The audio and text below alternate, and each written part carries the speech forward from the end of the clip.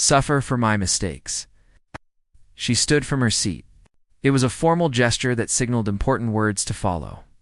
I call the vote myself, to restore Lady Ishara's citizenship and honor, to acknowledge that her exile was unjust, to recognize that she showed courage in standing for truth even when it cost her everything. The vote was not immediate.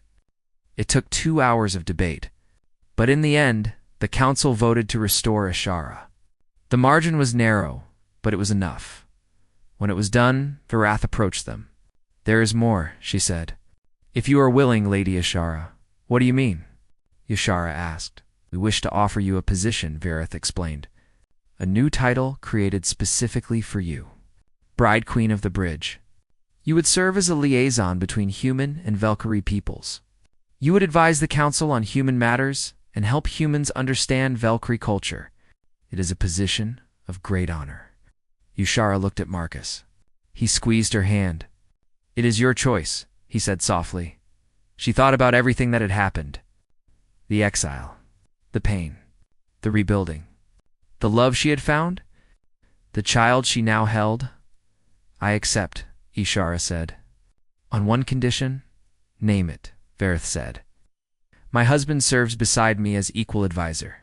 Not as my assistant, but as my partner.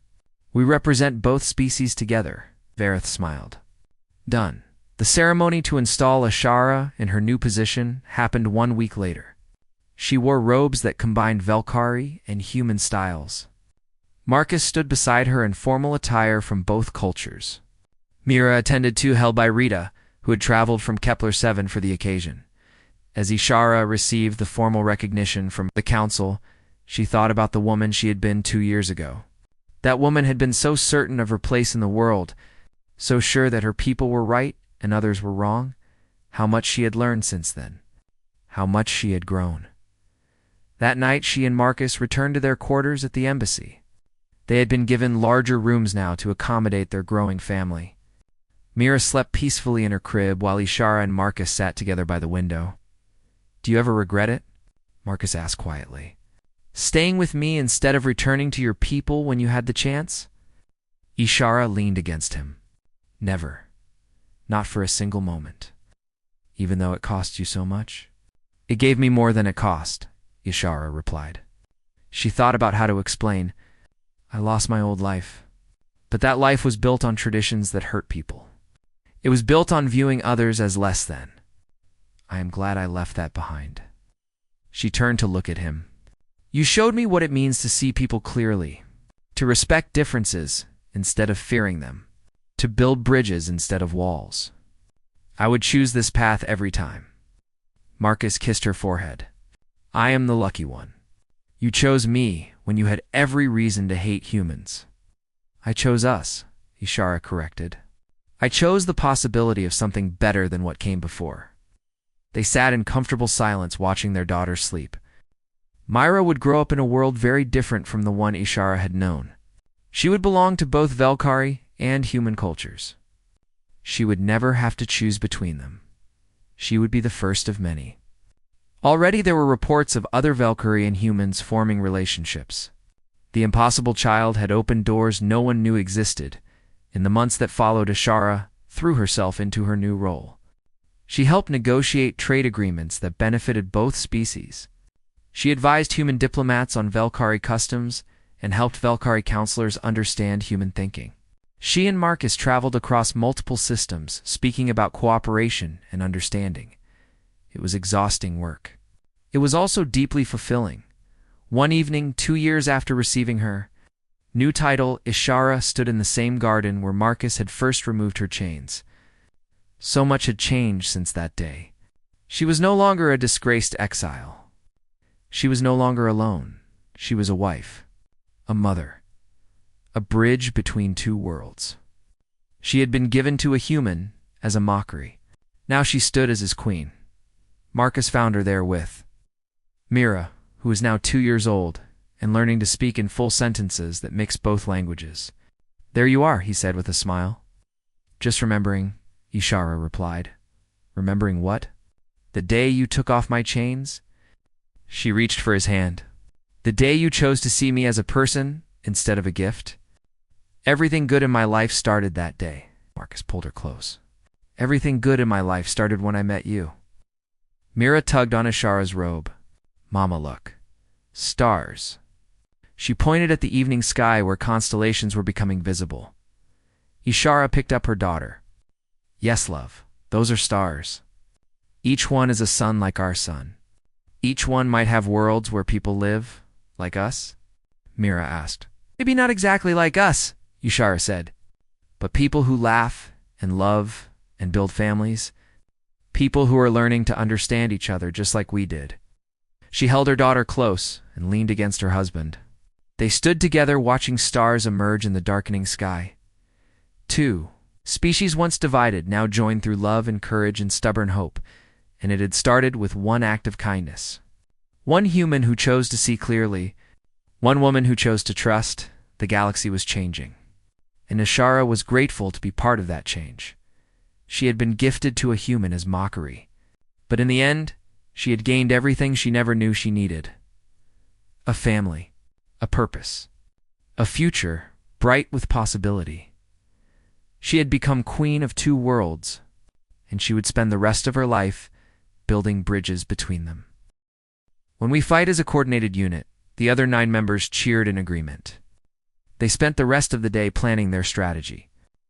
They reviewed formation tactics, studied the Epsilon, Nebula's sensor interference patterns, selected their ships from the Academy's advanced fighter wing. Each cadet chose a cutting-edge vessel. The fighters were equipped with plasma cannons, energy shields, and propulsion systems that could accelerate 2.8 light speed. The computers on board could track multiple targets and calculate optimal firing solutions in nanoseconds. These were not training simulators. These were real military-grade spacecraft designed for actual combat.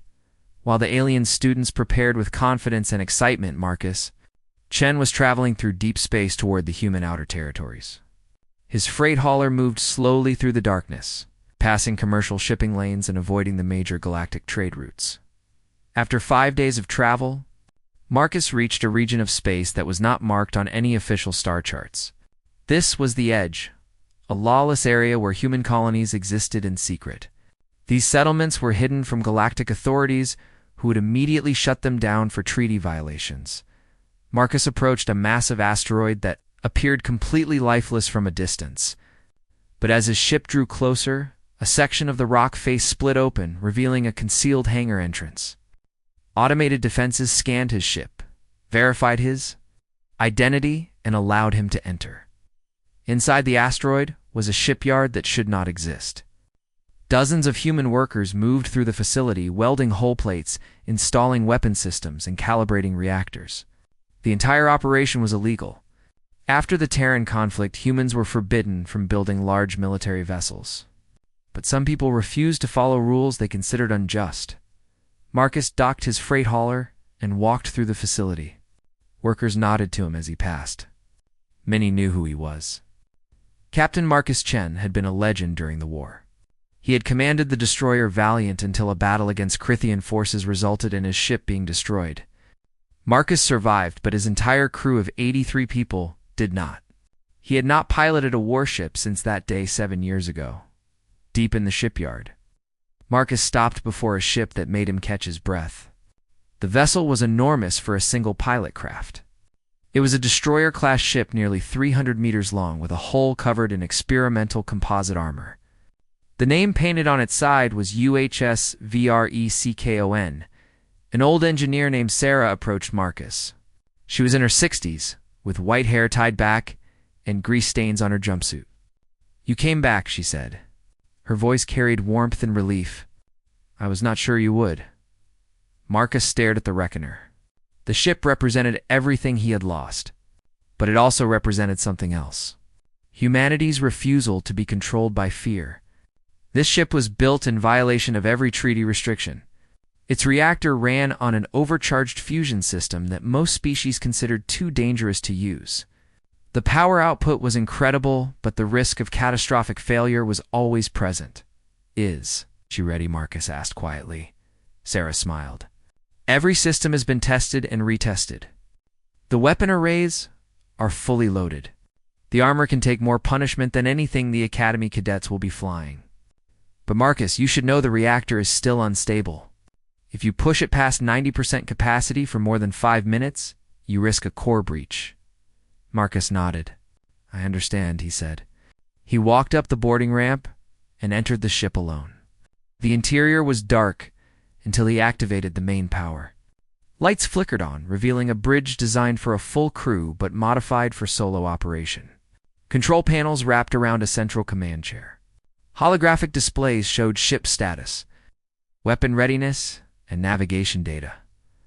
Marcus sat in the command chair and felt the weight of memory pressing down on him. The last time he sat in a ship like this, people died because of his decisions. But this time was different. This time he was not protecting a fleet or defending a colony. This time he was teaching a lesson to people who thought they understood war because they studied it in comfortable classrooms.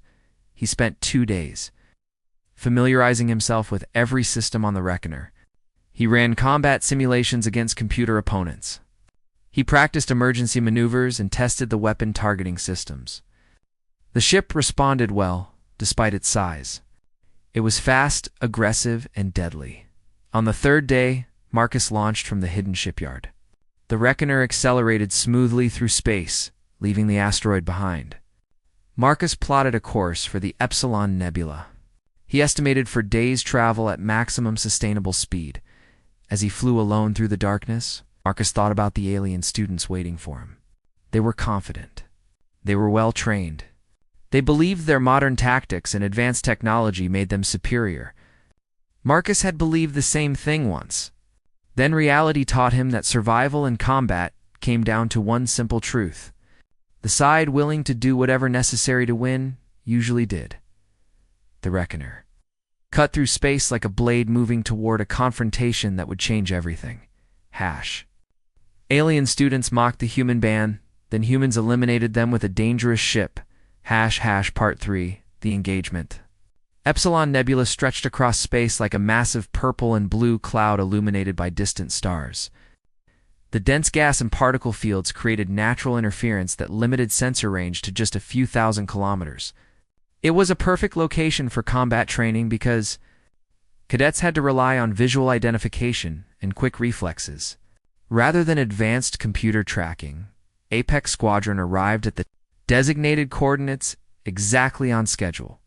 12 fighters dropped out of faster-than-light travel and took up formation positions.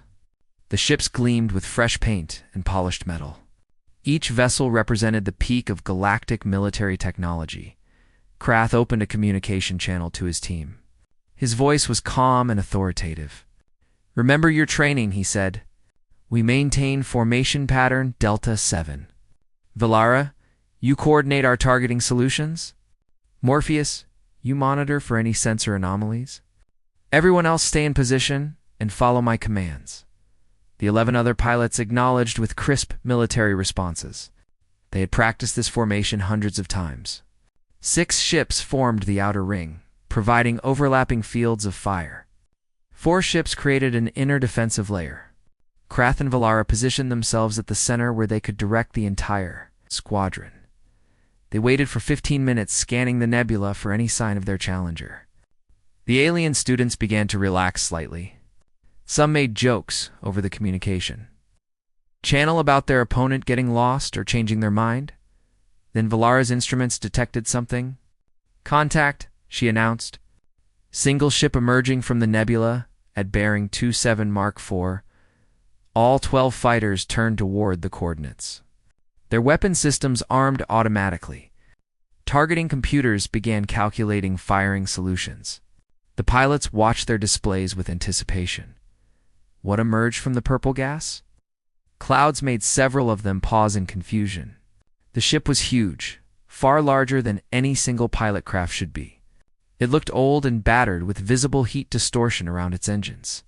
Exhaust vented from multiple points along the hull. The vessel appeared to be barely holding together. That is their ship, asked one of the Zentari pilots, with clear disappointment in his voice. It looks like it should be in a scrapyard, not a combat zone. Krath studied the target data appearing on his screen. The ship was identified as a destroyer-class vessel. That alone was illegal. Humans were banned from operating anything that large. But more concerning was the energy signature. His sensors showed the reactor was running, dangerously hot, outputting power levels that exceeded safe operating parameters. "This might be a trap," Krath said cautiously. "Stay alert and maintain formation. Do not underestimate an opponent we know nothing about." But his warning went largely unheeded. The other pilots saw only an outdated ship that seemed ready to fall apart. Their confidence remained absolute. The Reckoner came to a full stop 3,000 kilometers from Apex Squadron.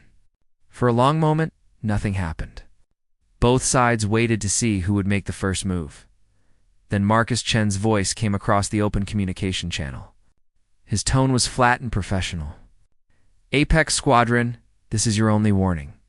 Power down your weapons and withdraw from this combat zone. If you continue, you will be eliminated." The alien students burst into laughter. Several made mocking comments back over the channel. Krath silenced them with a sharp command, then responded to Marcus. "Unknown vessel, you are outnumbered 12-1. You are piloting an illegal ship that appears barely functional. Surrender now, and we may show mercy." Marcus did not reply with words. Instead, the Reckoner's engines flared to full power. The massive destroyer accelerated directly toward the center of the alien formation. The sudden, aggressive move caught everyone off guard. "Evasive maneuvers," Krath shouted. "He thinks he can ram us. Scatter formation and prepare to fire." The 12 fighters broke apart, moving in precise, calculated patterns. Their training dictated that when facing a larger ship, you use speed and numbers to attack from multiple angles. They spread out, creating a sphere around the approaching destroyer. Their weapon systems locked on and prepared to fire simultaneously. But Marcus did not continue on his ramming course. Just as the alien fighters completed their scatter pattern, the Reckoner cut its main engines completely. Maneuvering thrusters fired in what appeared to be random directions. The massive ship began spinning wildly like a tumbling asteroid. The alien pilots hesitated, confused by this bizarre tactic. "What is he doing?" Valara asked. "That is not any maneuver in our tactical database." Then the Reckoner opened fire. Plasma cannons, railguns, and missile launchers erupted from multiple points along the spinning hull. The shots appeared random, but each one was precisely calculated. Marcus had turned his ship into a rotating weapons platform that could fire in all directions. Simultaneously, 3 alien fighters exploded in the first volley. The pilots never had a chance to react. Their shields collapsed under concentrated fire and their ships disintegrated into expanding clouds of debris. The safety limiters that were supposed to prevent fatal damage failed completely. These were real weapons firing at full power. Apex Squadron scattered in panic. All formation discipline vanished instantly. The remaining 9 pilots broke in different directions, trying to escape the spinning destroyer. Their confident coordination dissolved into chaos. Krath tried to restore order over the communication channel, but his voice now carried an edge of fear. "Regroup," he shouted. "Pattern Omega-3. Get distance and concentrate fire on that ship." Several pilots tried to follow his command, but Marcus was already adjusting his tactics. The Reckoner stopped spinning, and its main engines ignited again. The destroyer accelerated after the nearest fleeing fighter. Despite its size, the human ship was fast. The alien pilot tried evasive maneuvers weaving through the nebula clouds. But Marcus anticipated every move. A barrage of railgun fire tore through the fighter's engines. The ship went tumbling out of control before exploding against a dense gas pocket back at the Galactic. Naval Academy Admiral Vex Vor watched the live combat feed with growing horror. His command staff stood around the holographic display in stunned silence. They had expected an easy demonstration of their students' superiority. Instead, they were watching a massacre. "Call it off," one of the officers said. "Ordered them to retreat immediately." But Vex Vor did not respond. He stared at the display as Marcus hunted down another fighter. The human was using tactics that violated every principle of modern warfare. He deliberately damaged his own ship venting atmosphere to create improvised debris fields. He used the nebula's density to hide, then appeared at impossible angles. He fired weapons in patterns that wasted ammunition but created unavoidable kill zones. "This is not supposed to be possible," the Admiral whispered. "One pilot cannot defeat 12 trained cadets. The mathematics do not allow it." But the mathematics did not account for human combat experience. Marcus Chen had learned warfare not from textbooks, but from battles where defeat meant death. He understood something the alien students did not. Combat was not about following elegant tactical doctrine. It was about chaos, improvisation, and doing whatever was necessary to survive. 2 more fighters fell to Marcus's relentless assault. One pilot tried to fight back and managed to score several hits on the Reckoner. Armor plating shattered and internal systems sparked with electrical fires. But Marcus kept coming. He rammed the fighter with his damaged destroyer. Both ships tumbled through space locked together. Then Marcus fired his maneuvering thrusters, pushing the alien fighter into a collision course with an asteroid fragment. The fighter exploded. The Reckoner pulled away, trailing smoke and venting fluids. 7 alien pilots remained. They tried to regroup far from the combat zone. Their confidence had completely evaporated, replaced by raw terror. Some were crying. Others were broadcasting frantic calls for help. Krath tried to hold them together. His 4 hands worked frantically over his controls. "Listen to me," he said. "We can still win this. We just need to coordinate one more attack." All of us together focusing fire on his damaged sections. But before they could organize, Marcus's voice came over the channel again. This time there was no professional courtesy in his tone. Only cold fury. "You mocked humans," he said. "You called us primitive and barbaric. You said our tactics were inferior. Now you understand why we were really banned? It was not because we were weak. It was because we are dangerous."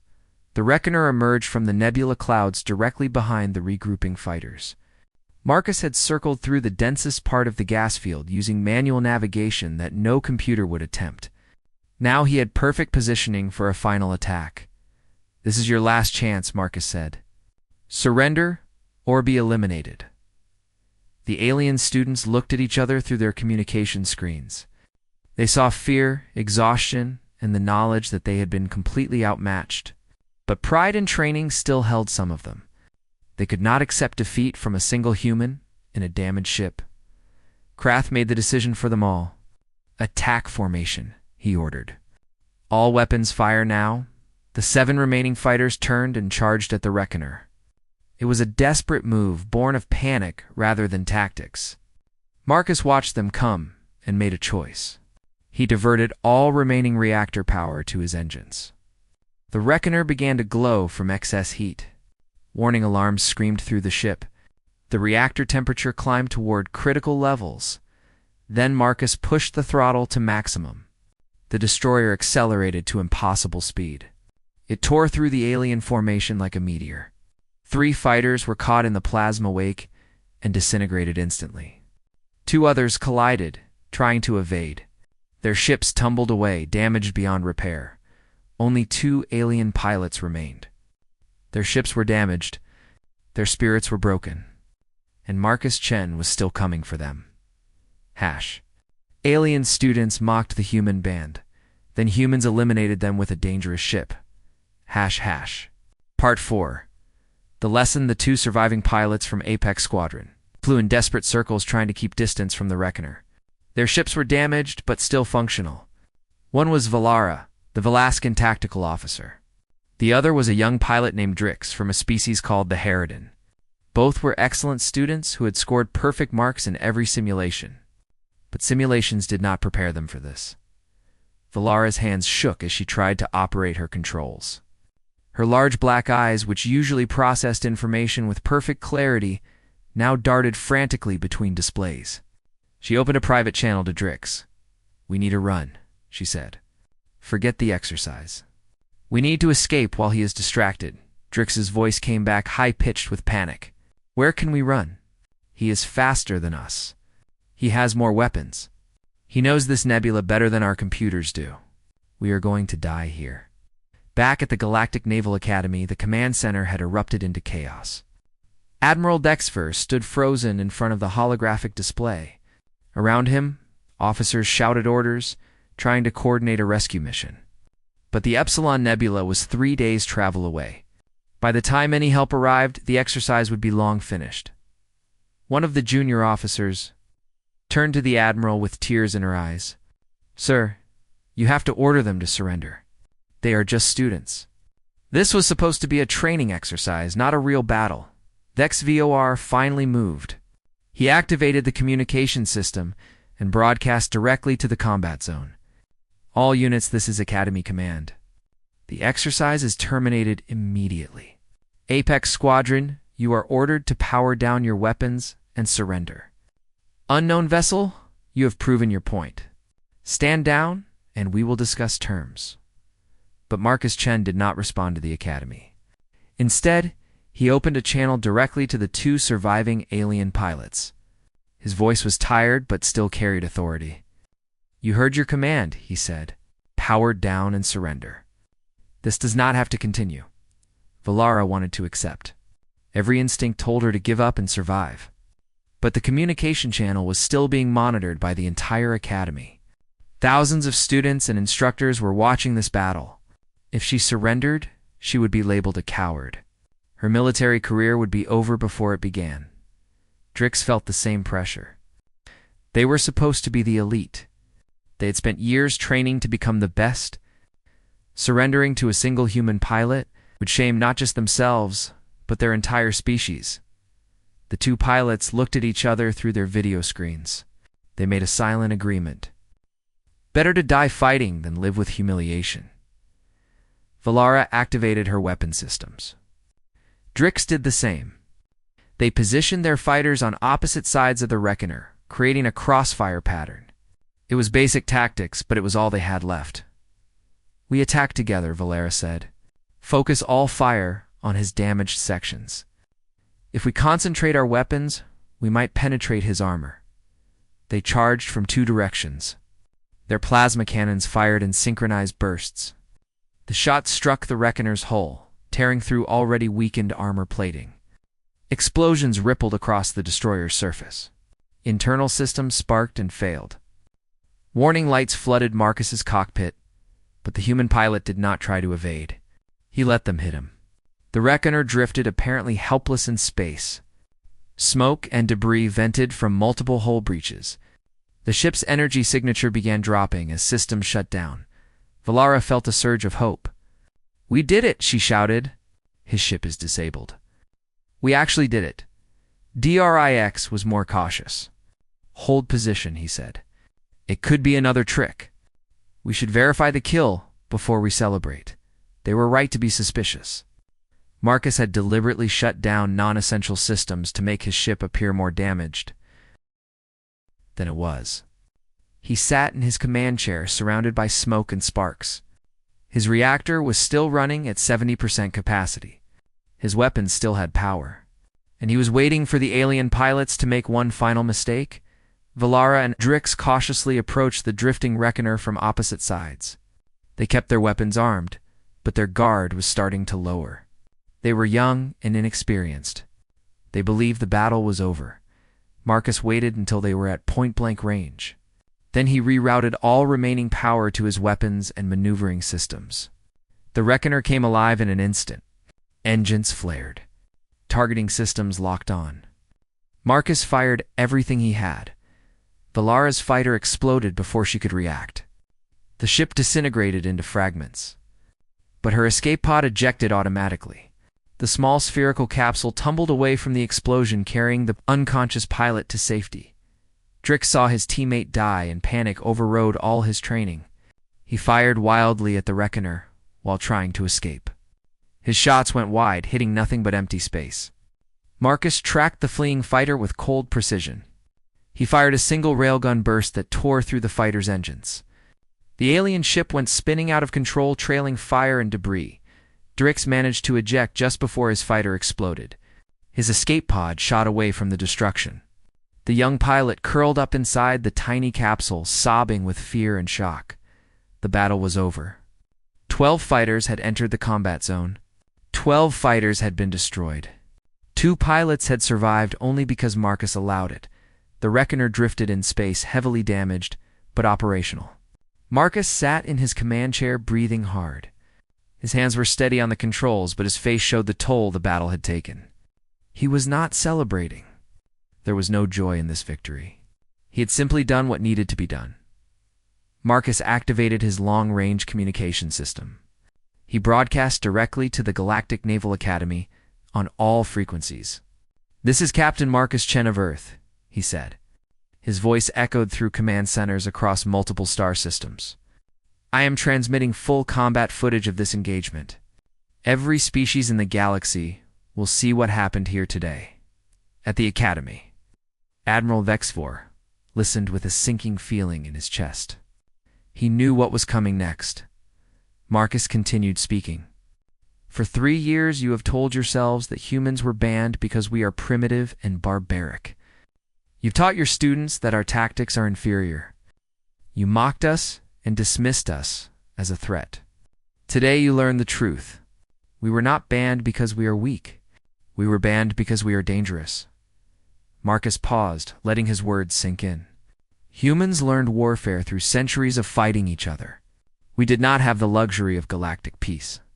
We did not develop our tactics in comfortable classrooms. We learned them in blood and fire. Every maneuver you practice in simulation, we learned by watching our friends die." The communication channel remained open. Marcus knew thousands of people across dozens of worlds were listening to every word. "You think war is about elegant tactics and advanced technology," Marcus said. "You think it is a science that can be mastered through study. But war is chaos. War is doing whatever is necessary to survive. War is being willing to sacrifice everything for victory. That is what makes humans dangerous. We understand this in a way you never will." Marcus looked at his scanner display showing the 2 escape pods drifting in space. He had already marked their locations and transmitted coordinates to the Academy. Rescue ships would arrive within hours. "I am returning these 2 cadets to you," Marcus said. "They fought bravely, but they were not prepared for real combat. No amount of training could have prepared them. Tell them they have nothing to be ashamed of, but also tell them they are lucky to be alive." Marcus cut the communication channel. He began the process of routing emergency power to damaged systems. The Reckoner was badly hurt. Multiple hull sections were breached. The reactor was running hot and unstable. Life support was functioning at minimal capacity. But the ship would hold together long enough to reach the hidden shipyard. Marcus initiated a course plot back toward human territory, but before leaving, he activated his tractor beam and pulled the 2 escape pods into his cargo bay. He could not leave them drifting in the nebula waiting for rescue that might not arrive in time. As the Reckoner limped away from the combat zone, Marcus allowed himself a moment of reflection. He thought about his crew that died 7 years ago. He thought about all the humans who had sacrificed everything during the Terran conflict. He thought about the alien students who learned today that the galaxy was more dangerous than their instructors had told them. The battle was finished, but Marcus knew this was just the beginning. The footage would spread across every world. The galactic community would have to confront an uncomfortable truth. Humans had been contained, not defeated. And containers eventually break when the pressure inside becomes too great. Marcus set the Reckoner on autopilot and closed his eyes. He was exhausted, physically and emotionally drained. But he also felt something he had not felt in 7 years. Purpose. The alien students needed to learn a lesson. Now, the entire galaxy would learn it with them. Behind him in the cargo bay, the 2 escape pods sat in silence. Inside, Valara and Drix were unconscious, but alive. When they woke up, they would have a story to tell. A story about the day they faced a human in combat and learned why humanity was truly feared. Alien students mocked the human band, then humans eliminated them with a dangerous ship. Part 5. The aftermaths. The footage of the battle spread across the galaxy faster than anyone expected. Within hours, every major news network had obtained copies. Within days, it had been viewed billions of times across hundreds of worlds. The images were shocking and undeniable. A single human pilot in an illegal destroyer had eliminated 12 of the finest military cadets the galaxy had ever trained. The Galactic Council convened an emergency session at their headquarters on the neutral world of Concordia. Representatives from over 200 species gathered in the massive circular chamber. The mood was tense and uncertain. For 3 years, the council had maintained that humans were contained and no longer a threat. Now that comfortable belief had been shattered. Ambassador Krell, a senior Krithian diplomat, stood at the central podium.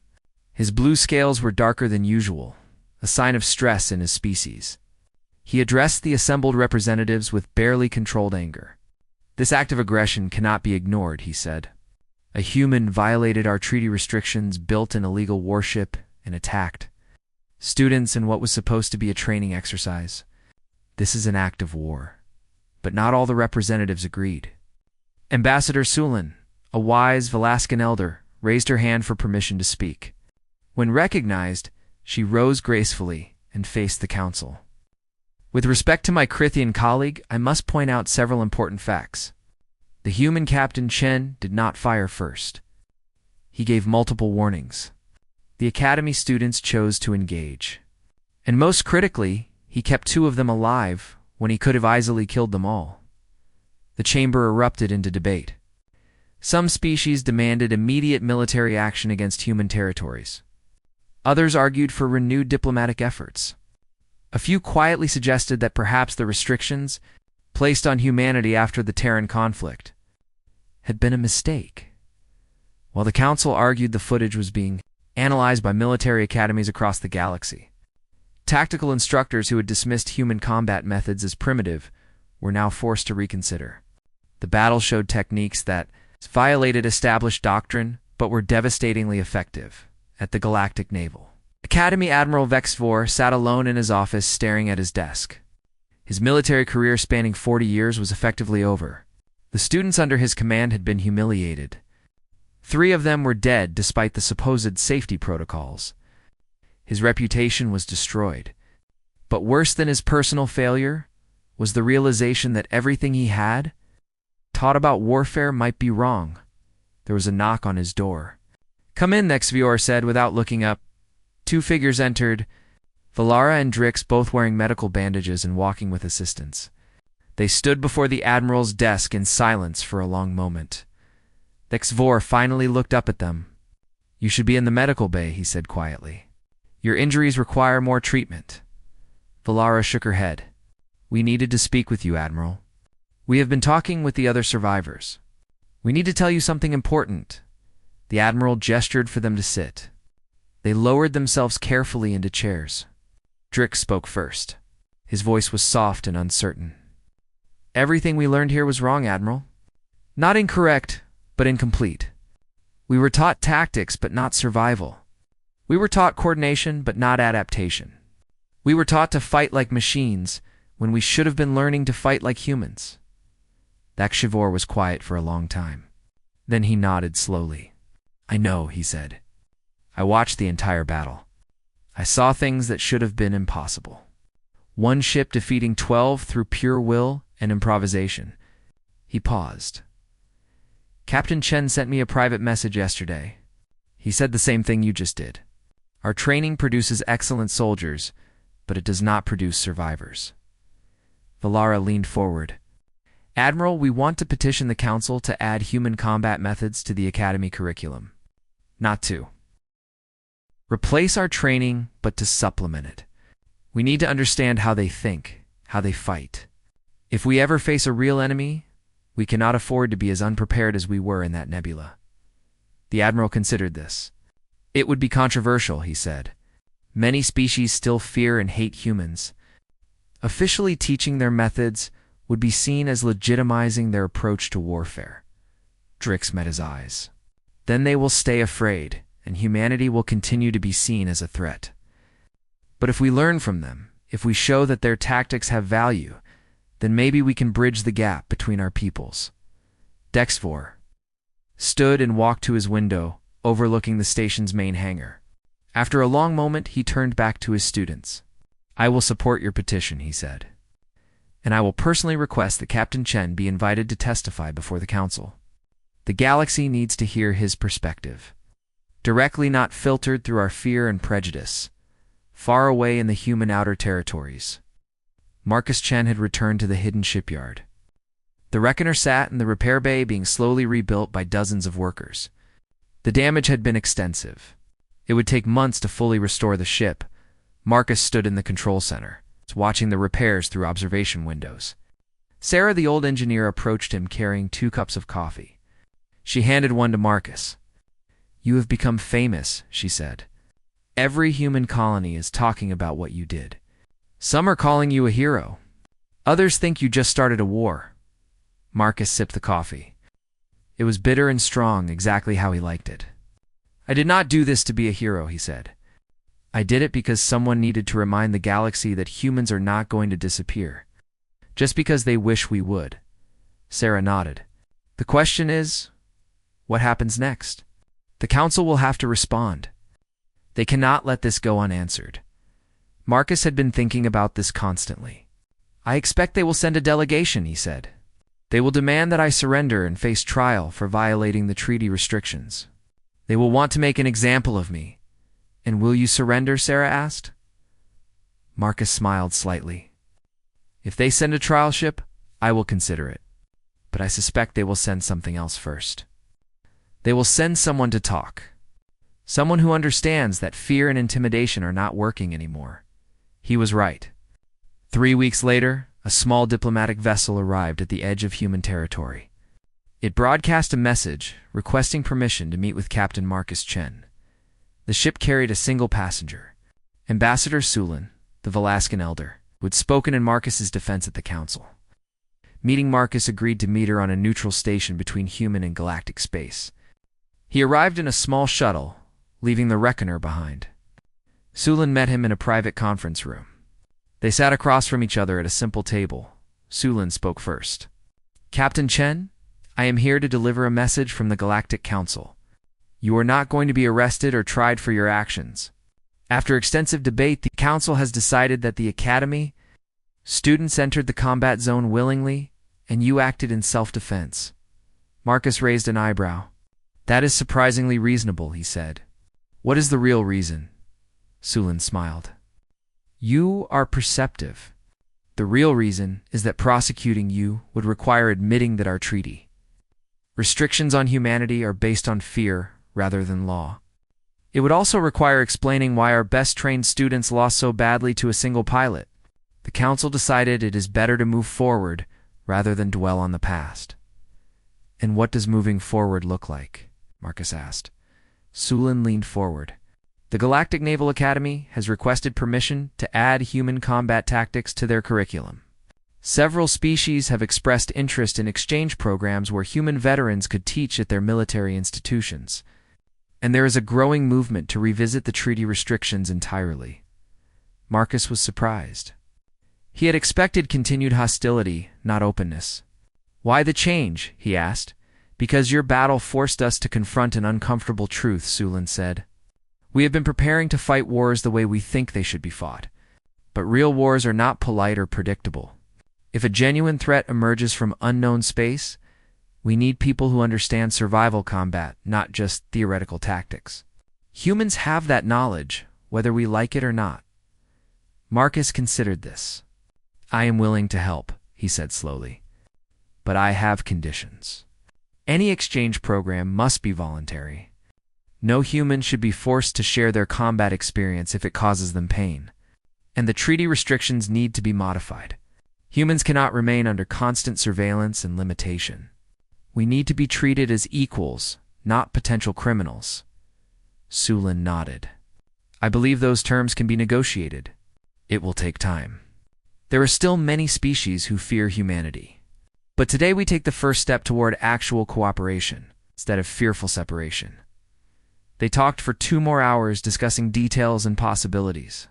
When the meeting ended, they parted with a level of mutual respect that would have been impossible. Just weeks earlier, Marcus returned to the hidden shipyard and gathered the workers. He told them about the diplomatic meeting and the potential changes coming. Some were skeptical, believing the galactic community would never truly accept humans. Others were cautiously hopeful. The Reckoner was still under repair, but Marcus knew he would fly it again. Not as a weapon of war, but as a symbol. a reminder that humanity would not be defined by others' fears. They would define themselves through their actions, their choices, and their refusal to be contained. Months passed. The Galactic Council officially modified the treaty restrictions, allowing humans to build larger ships and participate more fully in galactic affairs. The Academy created a new course called Adaptive Combat Strategies taught by human veterans, including several who had served with Marcus during the Terran conflict. Valara and Drix completed their studies and graduated with honors. They both went on to become instructors themselves, teaching future students about the importance of understanding different approaches to warfare. They never forgot the lesson they learned in the Epsilon Nebula. Never underestimate an opponent based on assumptions. Never believe technology alone guarantees victory. And never mock those who learn their skills through suffering. Admiral. The XVOR retired from active service, but remained at the Academy as a consultant. He worked closely with human instructors, helping bridge the gap between traditional galactic Nikera military doctrine and human combat experience. It was his way of making amends for years of prejudice. As for Marcus Chen, he became something unexpected. Not a warrior or a diplomat, but a teacher. He traveled between human and alien worlds, sharing his knowledge and experience. He spoke at military academies. He advised fleet commanders. He helped design new training programs that combined the best of both approaches, but he never forgot why he had fought that battle. It was not for glory or revenge. It was to prove that humans deserved respect, not fear. That they could be partners, not threats. That their different approach to warfare came from hard-earned wisdom, not barbaric nature. The Reckoner eventually returned to full operation. Marcus kept it as his personal ship, but rarely used its weapons. Instead, it served as a mobile classroom traveling through space, carrying students who wanted to learn from the man who had changed everything. On quiet nights when Marcus sat alone in the Reckoner's command chair, he thought about his lost crew. He thought about the 83 people who died under his command 7 years ago. He wondered if they would approve of what he had become. A builder of bridges instead of a fighter of battles. He believed they would. Because ultimately, that was what humans had always done. They fought when necessary, but they also learned, adapted, and found ways to connect with those different from themselves. That was the real lesson the galaxy needed to understand. Humans were dangerous not because they were violent, but because they were survivors. And survivors always found a way forward.